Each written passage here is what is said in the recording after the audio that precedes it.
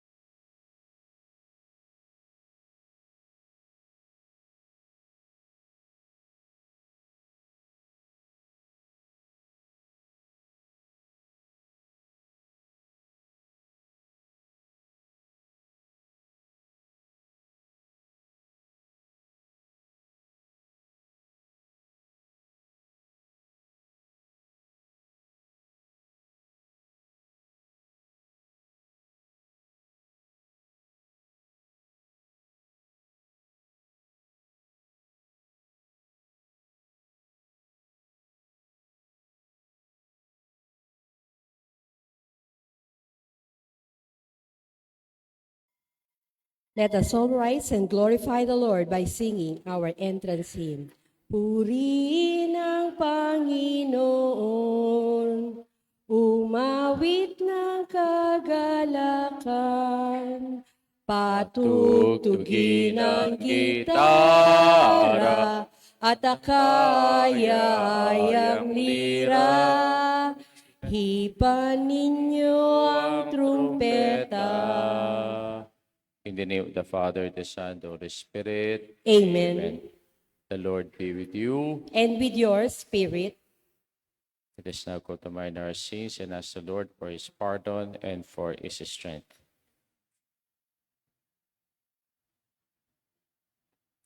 You were sent to heal the contrite of heart. Lord, have mercy. Lord, have mercy. You came to call sinners. Christ, have mercy. Christ, have mercy. You are seated at the right hand of the Father to intercede for us. Lord, have mercy. Lord, have mercy. May Almighty God have mercy on us, forgive us our sins, and bring us to life everlasting. Amen. Let us pray.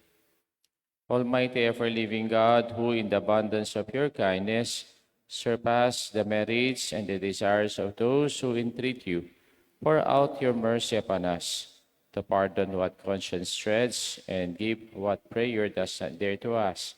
through our Lord Jesus Christ, your Son, who lives and reigns with you in the unity of the Holy Spirit, one God, forever and ever. Amen. Amen.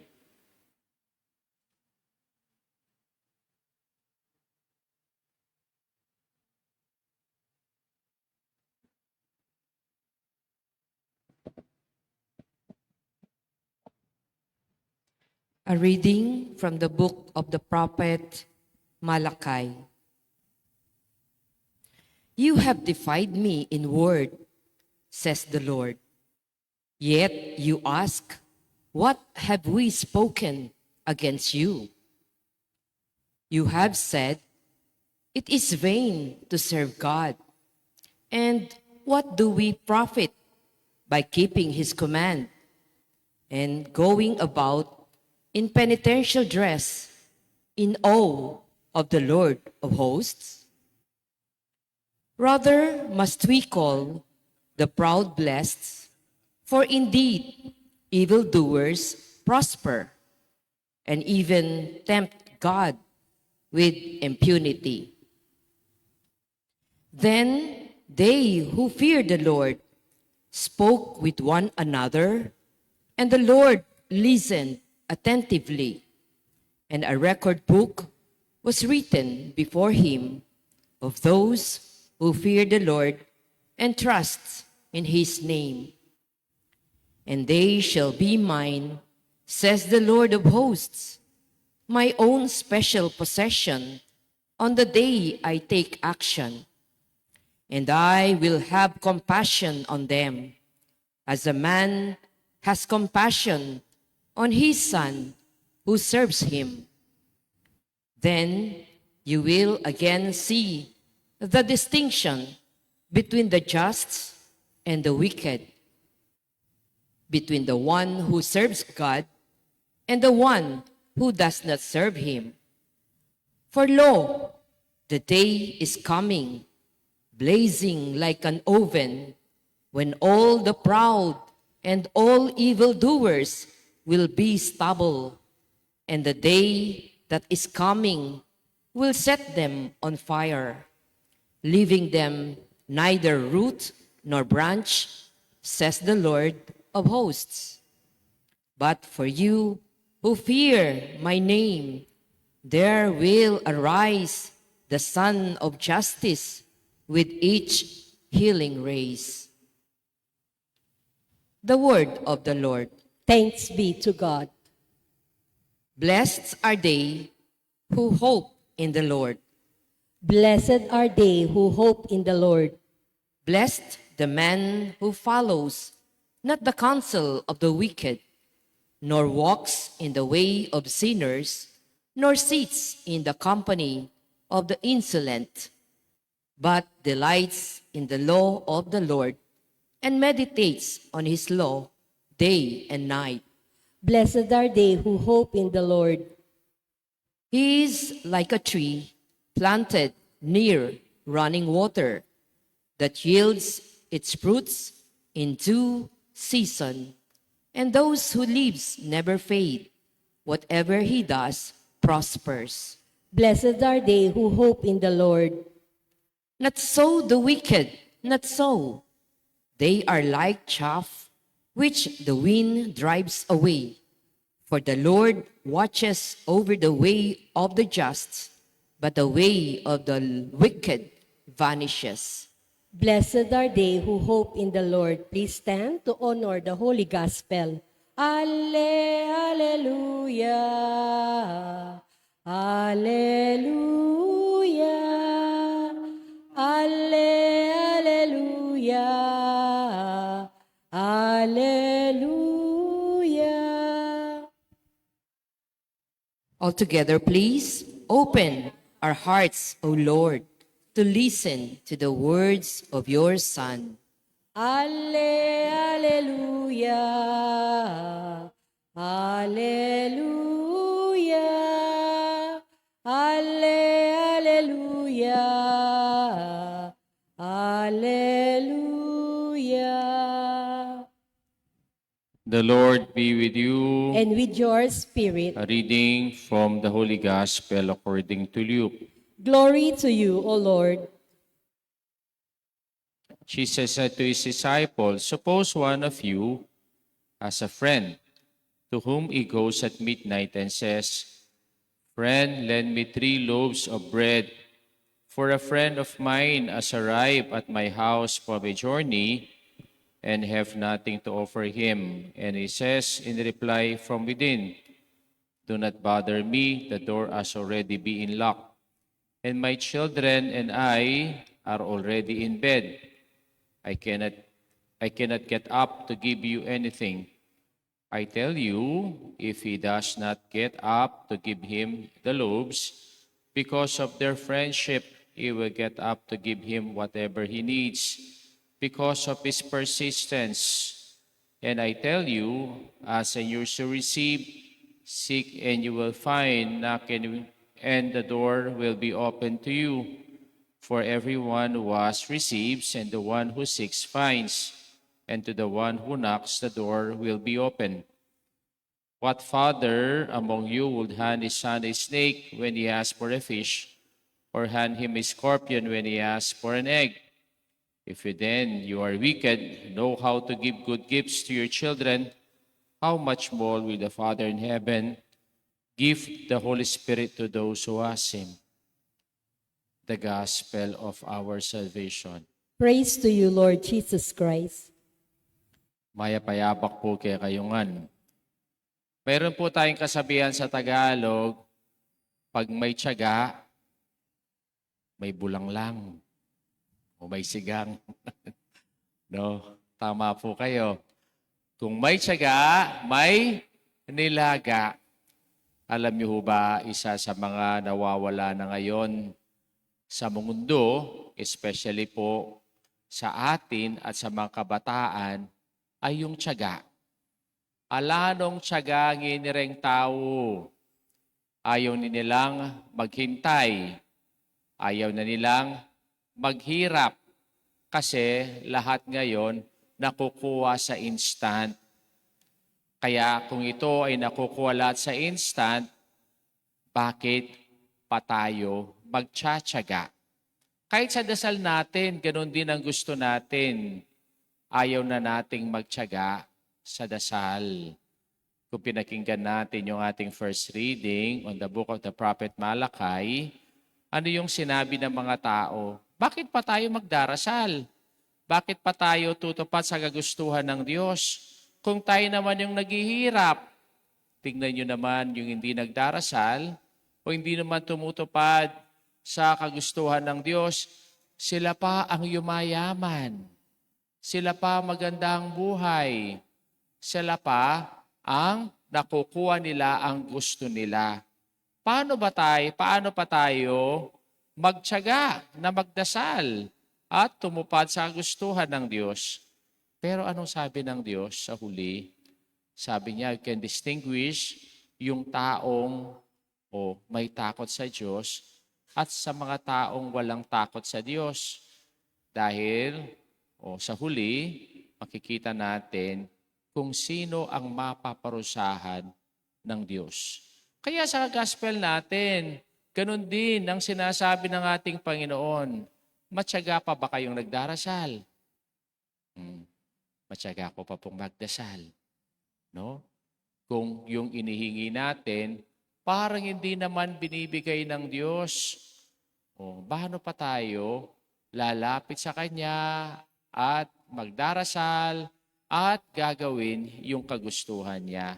Ano ba yung pagdarasal? Akala natin yung pagdarasal ito ay paghingi lang. Wari po tangita, mga dita mo, itang anyaran tangan ng burita mo. Lord, sana ibigay mo ito sa akin. Lord, ito ang gusto ko. Lord, ito ang dapat ibigay mo sa akin. Pag ganun yung mentality natin, hindi tayo nagdarasal. We are just only informing God of what we want. No? Parang sinasabihan lang natin ang Diyos sa lahat ng kagustuhan natin. Ano ba yung ibig sabihin ng matyagang pagdarasal? Una, lumalalim ang ating relasyon sa Diyos. Yun daw pagdarasal, parang panliligaw lang yan eh. Dati, yung mga nanliligaw, talagang pinagtsatsagaan nila bago sila sagutin ng kanilang nililigawan. Ulit-ulit, sinasabi, sinusuyo. Kasi ngayon, yung panliligaw, instant na rin, di ba? Oh. Yung panliligaw, nasa computer na. Yung sa online, dating. Kaya minsan sa mga kinakasal ko, saan kayo nagkita? Sa online dating po. Swipe right, swipe left. At magkakasundo na sila sa harapan ng computer. Wala nang tiyaga na nagsumuyo sa panliligaw. Ganon din sa pagdarasal. No?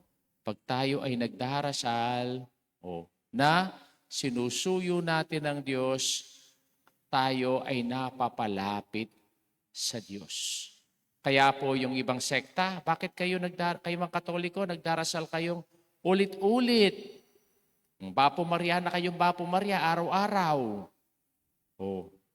Hindi nila alam na ito ay isang paraan para mapalapit tayo sa Diyos. No? Pangalawa, bakit tayo nagdarasal?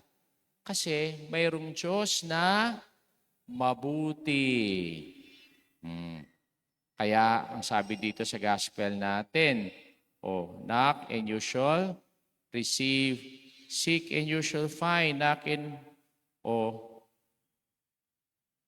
ano ba sinabi niya? Everyone who has received, and the one who seeks finds. No? Napakabuti ng Diyos sa atin. Kaya po tayo, pag matyaga tayong nagdarasal, ang Diyos natin, hindi lang po yan bendo machine. Pag inulugan mo ng pera at pinindot mo, lalabas ng gusto mo. Hindi. Sa pagtyaga nating pagdarasal, makikita natin ang kabutihan ng Diyos. Hindi po taong mabuti, kundi ang Diyos na pinapakinggan yung lahat ng dasal natin. At sa kanyang kabutihan, sa lahat ng kanyang binibigay sa atin, nandun yung kanyang kabutihan. Kaya po, ang sabi dito sa gospel natin, sino ba yung mga tatay sa inyo na humihingi ang anak ninyo? Pagkatapos, kung hihingi siya ng isda, bibigay niyo ba siya ng alakdan? Kung hihingi siya ng itlog, bibigyan niyo ba ng ahas? Kahit kayong pinakamasamang tatay, alam niyo naman kung anong ibibigay niyong mabuti sa inyong anak. No? Kaya, ang example ko parati dito, yung 5-year-old anak ninyo, nakikita kayong umiinom ng Red Horse, sabihin niya, Tay, painumin mo ko ng Red Horse, painumin mo. Hindi, di ba? Kasi hindi makakabuti sa kanya. O kaya, Nay, bigyan mo ko ng pera. Bibili ako ng malatayon. Mag-suicide ako. Bibigyan mo? Hindi. Kasi hindi naman yun makakabuti sa kanya.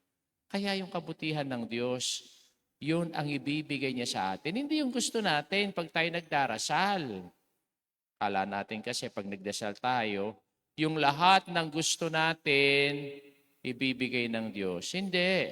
Ang ibibigay ng Diyos sa atin ay kung ano ang makakabuti sa atin, anong makakapagbanal sa atin, at ano ang magiging pagkatao natin.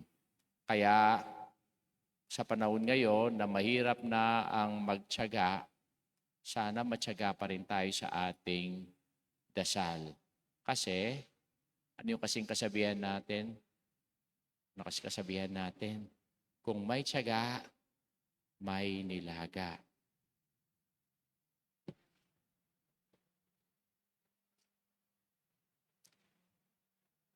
Using the argument from the lesser to the greater, Jesus taught that the Heavenly Father is much more generous than any friend or father on earth. Let us ask a Father especially for His greatest gift of all and the very source of all gifts, the Holy Spirit, For each petition we pray, Father, give us the gift of your Holy Spirit. Holy Spirit, Lord, send us your Spirit, who bears witness with our spirit that we are children of God and heirs with Christ. We pray. Father, give us the gift of your Spirit. May fathers follow their human instinct in giving good gifts to their children and in protecting them from harm. We pray. Father, give us the gift of your Spirit. May we have friends who are ready to help us, even if it is inconvenient to them. We pray. Father, give us the gift of your Spirit. May we ask, seek, and knock with persistence when we need something, and not just wait to be provided by the Lord or by our friend or neighbor. We pray. Father, give us the gift of your Spirit. May we have faith to believe that God answers our prayers in His own way and in His own time. We pray. Father, give us the gift of your Spirit. For the special intentions and thanksgiving of Richard and Chona Yumul, Nimpa Agapitoong. For the souls of Jose, Roman Sr. Jr., Iluminada, Juanita, Alejandra, and Antonio, we pray to the Lord. Father, give us the gift of your Spirit. We now pray for our personal intentions. Father, you know that we need before we even ask, but you want us to seek it. For you to express our independence and trust in you, help us to pray and pray with persistence. This we ask through Christ our Lord. Amen. Amen.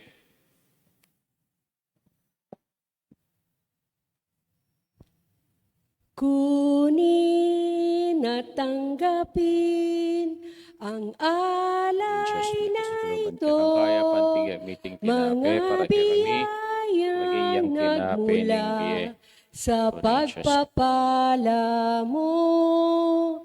Tanda ng bawat pusong pagkatinibig mo, ngayoy nananalig, nagmamahal sa'yo.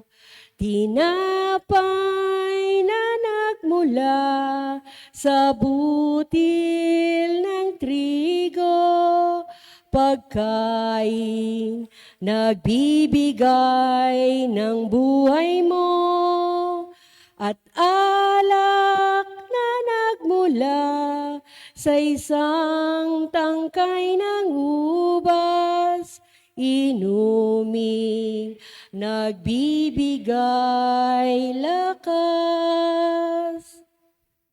Pray, my brothers and sisters, that my sacrifice and yours may be acceptable to God, the Almighty Father. May the Lord accept the sacrifice of your hands for the praise and glory of His name, for our good, the good of all His holy church. Accept, O Lord, we pray, the sacrifices instituted by your commands, and through the sacred mysteries which we celebrate with dutiful service, graciously complete the sanctifying work by which you are pleased to redeem us, through Christ our Lord. Amen. The Lord be with you. And with your spirit, Lift up your hearts. we lift them Let us up to the give Lord. thanks to the Lord our God. It is right and just. It is truly right and just, always and everywhere, to give you thanks, Father most holy, through the beloved Son, our Lord, your word through whom you made all things, whom He sent, our Savior and Redeemer, incarnate by the Holy Spirit, born of the Virgin Mary,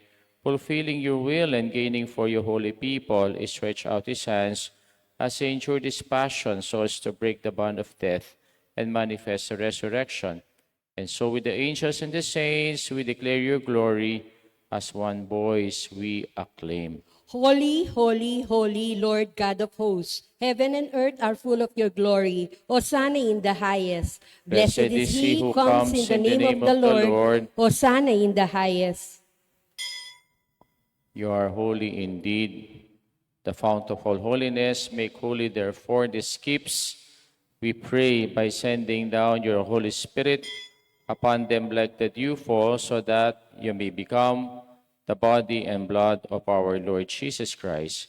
At the time he was betrayed and entered willingly into his passion, he took bread, giving thanks, broke it, gave it to his disciples, saying, "Take this, all of you, and eat of it, for this is my body, which will be given up for you."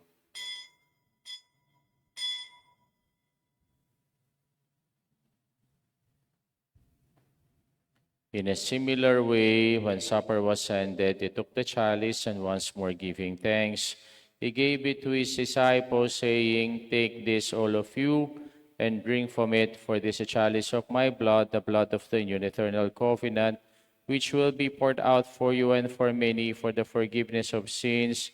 Do this in memory of me."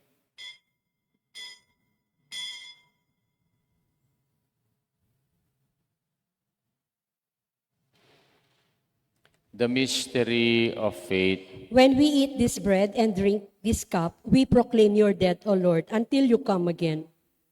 Therefore, as we celebrate the memorial of his death and resurrection, we offer you, Lord, the bread of life and the chalice of salvation, giving thanks that you have held us worthy to be in your presence and minister to you. Humbly we pray that partaking of the body and blood of Christ may be gathered into one by the Holy Spirit. Remember, Lord, your church spread throughout the world, and bring her to the fullness of charity, together with Leo, our Pope, Florentino, our Bishop, and all the clergy.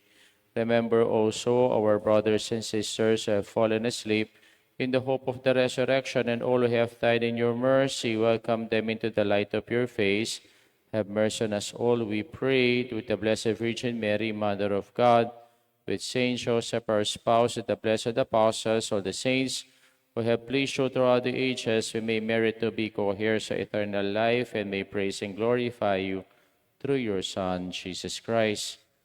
Through him, with him, and in him, O God, Almighty Father, in the unity of the Holy Spirit, all glory and honor is yours forever and ever. Amen. Amen. Amen. Let us now pray the Lord's Prayer. Our Father, who art in heaven, holy be your name, your kingdom come, your will be done on earth as it is in heaven. Give us this day our daily bread, and forgive us our trespasses, as we forgive those who trespass against us. And lead us not into temptation, but deliver us from evil. Amen. Deliver us, Lord, we pray, from every evil. Graciously grant peace in our days. By the help of your mercy, we may be always free from sin and safe from all distress, as we await the blessed hope and the coming of our Savior, Jesus Christ. For the kingdom and the power and the glory are yours, now and forever. Lord Jesus Christ, who said to our apostles, "Peace I leave you, and my peace I give you," look not on our sins, but on the faith of your church, and graciously grant her peace and unity in accordance with your will, who live and reign forever and ever. Amen. The peace of the Lord be with you always. And with your Let spirit. us now offer each other the sign of peace. Kapayapan po kay kayungan, kapayapan. Lamb of God, you take away the sins of the world, have mercy on us. Lamb of God, you take away the sins of the world, have mercy on us. Lamb of God, you take away the sins of the world, grant us peace.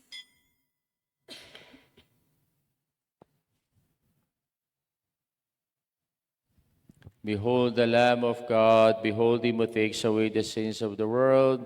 Blessed are those called to the supper of the Lamb. Lord, Lord, I am I'm not not worthy that you worthy should enter under my roof, but only say the word, and my soul shall be healed. The body and blood of our Lord Jesus Christ, keep us safe for eternal life. Amen. Amen.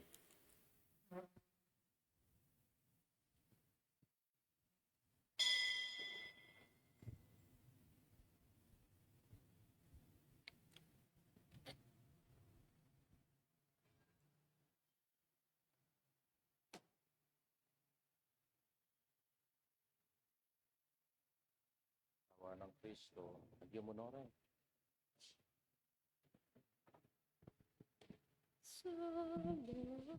Tingin tandanog to. Tandanog.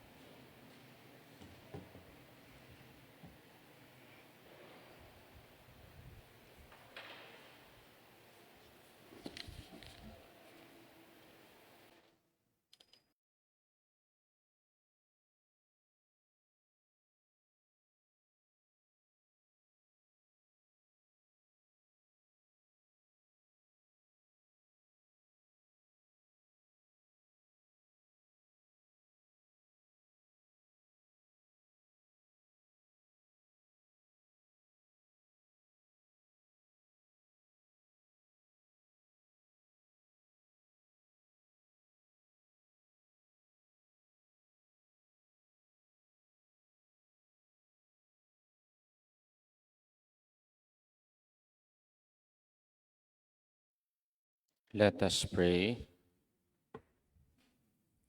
Graciously be present to your people, we pray, O Lord, and lead those who have imbued with heavenly mysteries to pass from former ways to the newness of life through Christ our Lord. Amen. Patapanggat panapon ni katambi si Mas, kempong porok 4.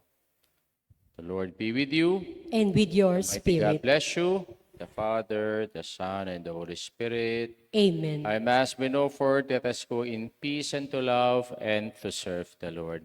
Thanks be to God. to God. Good morning po kay kayongan.